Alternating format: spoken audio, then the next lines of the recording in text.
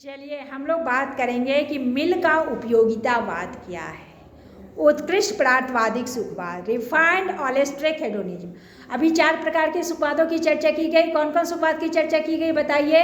अभी हम लोग चर्चा किए निकृष्ट स्वार्थमूलक सुखवाद, फिर हम लोग चर्चा किए आपका उत्कृष्ट स्वार्थमूलक सुखवाद, फिर हम लोग चर्चा किए निकृष्ट परार्थमूलक सुखवाद, और फिर चर्चा किए उत्कृष्ट परार्थमूलक सुखवाद।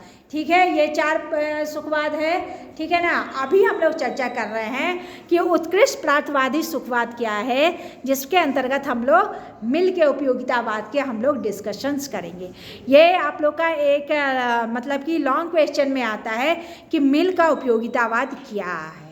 ठीक है, तो जब हम लोग इसकी चर्चा करेंगे तो जो मिल हैं, ठीक है, J.S. मिल जो हैं, ये क्या है, एक पाश्चात्य फिलोसोफर है, पाश्चात्य दार्शनिक है, नाम है मिल। ठीक है, तो हाँ, पाश्चात्य दार्शनिक, वेस्टर्न फिलोसोफर, वेस्टर्न। इंडिया में जो लोग लिखे हैं वो हमारे इंडियन फिलोसोफर है। इंडिया के बाहर के जो दार्शनिक जो बातें कहते हैं उसको हम लोग वेस्टर्न फिलोसोफर कहते हैं। समझ गए। तो ये मिल क्या है, हमारे मिल हमारे वेस्टर्न फिलोसोफर है। और मिल क्या कहते हैं, मिल का मत सुखवादी है। और मिल कहते हैं कि कोई कर्म उसी अनुपात में उचित है जिससे हमें सुख की प्राप्ति होती है, और कोई कर्म उसी अनुपात में अनुचित है जिससे हमें दुख की प्राप्ति होती है। तो शुभ कर्म कौन सा है, जिससे हमें सुख की प्राप्ति होती है। अशुभ क्या है, जिससे हमें दुख की प्राप्ति होती है। तो सुख प्राप्ति और दुख निवारण ही हमारा वांछनीय लक्ष्य है। मनुष्य जब भी कोई कर्म करता है तो उसके पीछे का उद्देश्य होता है अधिक से अधिक सुख की प्राप्ति करना। ठीक है, हमारे कर्मों का लक्ष्य क्या है, अधिक से अधिक सुख की प्राप्ति करना। कोई भी ऐसा हम कर्म नहीं करना चाहते जिससे हमें दुख हो। हम जब भी कोई कार्य करते हैं तो उसके पीछे का मनसा अधिक से अधिक सुख की प्राप्ति करना ही हमारा रहता है। ठीक है, जिसे दुनिया की अन्य वस्तुएं इसी लक्ष्य को प्राप्त करने के लिए साधन के रूप में वांछनीय है। क्या क्या चाहते हैं हम, स्वास्थ्य चाहते हैं, अच्छा हेल्थ चाहते हैं, आदर रिस्पेक्ट चाहते हैं, रुपया आदि, ये सब चीज़ हम जीवन में चाहते हैं। साथ साथ लोग सौंदर्य भी चाहता है, जो कि इसमें नहीं लिखा है, बट ऐसा लोग चाहता है। सब कोई सुंदर होना चाहता है, सब अच्छा स्वास्थ्य चाहता है, सब धन कमाना चाहता है। ठीक है, सब अपना मान और सम्मान चाहता है, आदर और रिस्पेक्ट सबको प्यारा। तो इन सब चीज़ों की हम कामना करते हैं। ठीक है, तो इस तरह से यहाँ पर कोई बात कही गई है। ठीक है, तो मिल के सुखवाद का आधार क्या है। तो मिल के जब हम सुखवाद का आधार लेंगे तो वो मनोवैज्ञानिक सुखवाद है। क्या सुखवाद है, ऑब्जेक्टिव में पूछेगा कि मिल के सुखवाद का आधार क्या है, तो साइकोलॉजिकल हेडोनिज्म है, मनोवैज्ञानिक सुखवाद है। ऑब्जेक्टिव लिख लिख के रखना है। उनके अनुसार किसी वस्तु की इच्छा करना और सुख कर पाना एक ही लक्ष्य है। ठीक है, मनुष्य स्वभावतः सुखानुभूति की इच्छा करता है। हम स्वभावतः क्या चाहते हैं, सुख की अनुभूति करना चाहते हैं। इसी के आधार पर उसने अपने नैतिक सुखवाद की परिकल्पना का निष्कर्ष रूप में अनुमान किया है। हम सदैव सुख की इच्छा करते हैं, अतः सुखी इच्छनीय है। हम सदैव क्या चाहते हैं, सुख चाहते हैं। ठीक है, इसका परिणाम यूँ है, कोई वस्तु दृश्य यानी कोई वस्तु हमको दिखाई देती है। ठीक है, कोई वस्तु दृश्य है, इसका एकमात्र कारण है कि वह स्पष्ट देखी जा सकती है। कोई शब्द सुनाई पड़ता है, इसका मतलब है हम उसको स्पष्ट रूप से सुन सकते हैं। अतः कोई वस्तु इच्छनीय अथवा वांछनीय है, इसका कारण है कि लोग इसकी इच्छा करते हैं। सब लोग सुख की इच्छा करते हैं, अतः सुखी वांछनीय है, सुख को हम प्राप्त कर सकते हैं।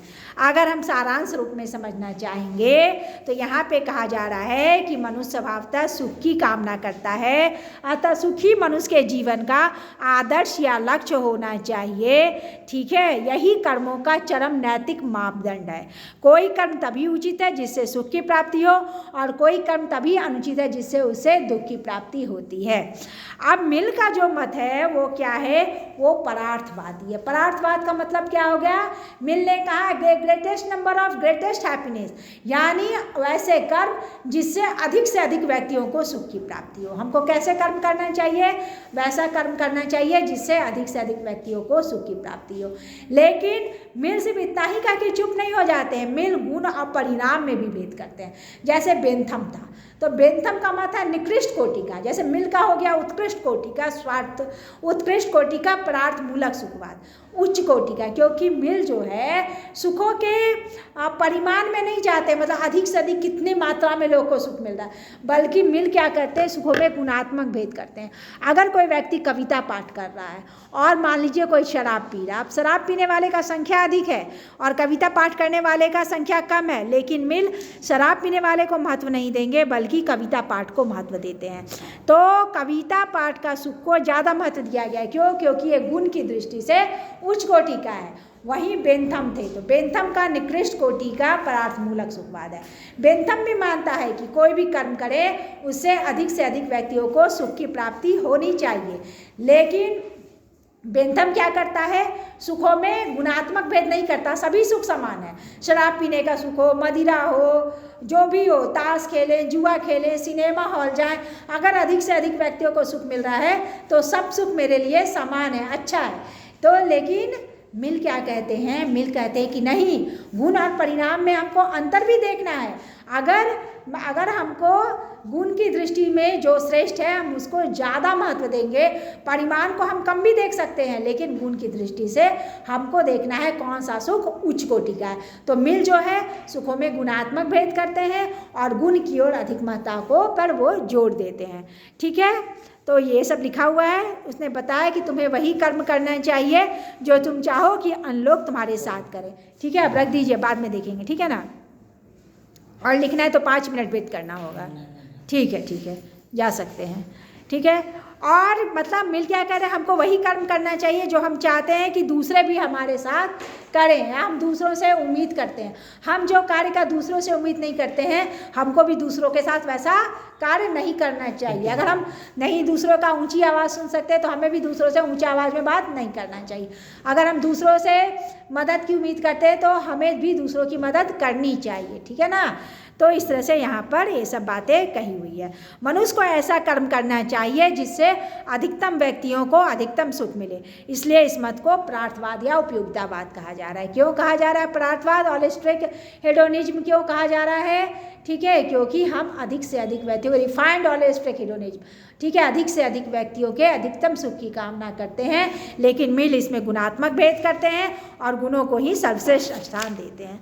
अब प्रश्न उठता है कि क्या वजह है कि मनुष्य जो है अधिक से अधिक व्यक्तियों के सुख की कामना करता है। मनुष्य तो बहुत स्वार्थी आदमी है, सेल्फिश प्राणी है, एक उंगली भी ना हिलाए जब तक कि उसमें उसका अपना स्वार्थ न जुड़ा। फिर क्या ऐसी वजह है कि हम दूसरों के सुख के लिए कार्य करते हैं? अब यहाँ 7 बातें बताई गई, अब सुनिए क्यों मनुष्य दूसरों के लिए, परोपकार के लिए क्यों आगे बढ़ता है।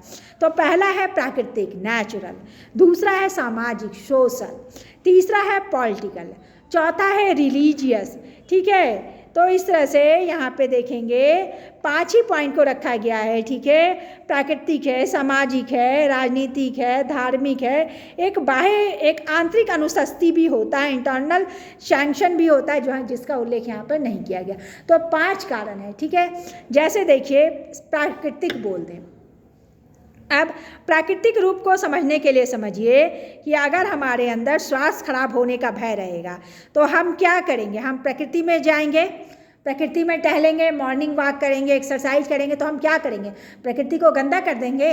नहीं, हम पेड़ पौधे उगाएंगे, भाई हमको अच्छा एयर मिलेगा तो हम स्वस्थ रहेंगे। पेड़ पौधे लगाएंगे तो हमको अच्छा ऑक्सीजन मिलेगा। ठीक है, हमारा जीवन भी शुद्ध होगा। ठीक है, बारिश होगी, बहुत गर्मी नहीं पड़ेगा। तो हम क्या हो गए? अब अपने ही स्वार्थ के लिए हम हो गए ना, प्राकृतिक रूप से हम क्या हैं? अपरोपकारी हो गए। हम प्रकृति की सेवा करेंगे, ठीक है, ताकि हमको अच्छा हेल्थ मिल सके। तो इसी तरह से देखा जाए, अगर हम सामाजिक रूप में देखते हैं तो हम क्या करेंगे? अगर हम समाज में रहते हैं, ठीक है, तो अगर हम समाज का सेवा नहीं करें, अगर मान लीजिए कोई विवाह शादी अगर आप नहीं जाते हैं तो क्या दूसरे लोग भी आपके घर आएंगे? नहीं आएंगे। तो क्या होगा? आपके फैमिली में भी आपका कोई नहीं आएगा, आप क्या हो जाएगा? अकेले पड़ जाएंगे। तो क्या है, हमें दूसरों की भी ध्यान रखना पड़ता है, जाना पड़ता है। या बहुत सारा होता है, समाज का भी अपना नियम चलता है। अगर हमको कचरा डब्बा में फेंकना है, हम ऊपर से नीचे गिरा दे तो झगड़ा होगा कि नहीं होगा?